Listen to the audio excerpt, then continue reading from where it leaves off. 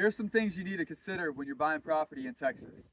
I'm going to give you a list of things that you need to have and consider whenever you're looking for property in Texas. Okay. But before I jump into that, if you guys want any information on it, or if you have any questions, go ahead and look in the description below and also comment. So first up is going to be the amenities that are on the property. Does it have any kind of power, water, any of those things? So when you're looking for power, is it across the street? Is it miles away? That's important to consider because you've got to bring it to the property. You know, over here at the Reagan property, we actually have power that we brought to the property.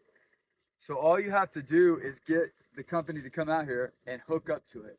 And from other buyers that we've heard, the cost is usually about $1,200 a pole, and they usually will go 250 feet per pole.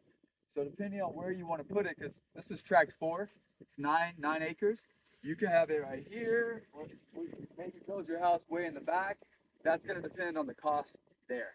One of the next things that you want to look into is going to be water.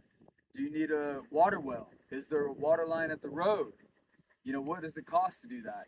We've heard if there's a water line, sometimes those can be anywhere to hook up, anywhere from $4,500 to even up to 10 grand. It just all depends on the water company. Water wells are anywhere from $15,000 to $30,000. So at this property, you would need a water well.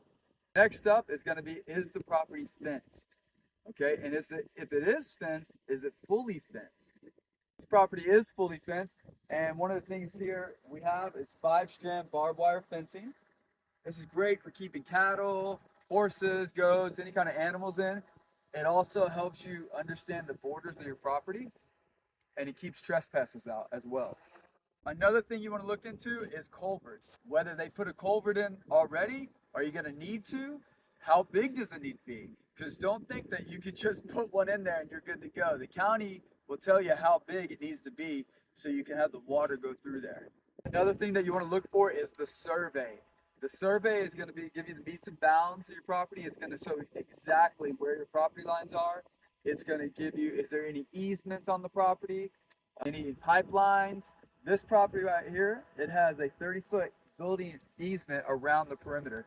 And that's great because you don't want somebody building right on top of your fence. The thing to look for is going to be ag exemptions. That's agriculture exemptions. What that does is that can save you 75 to 80% off your taxes.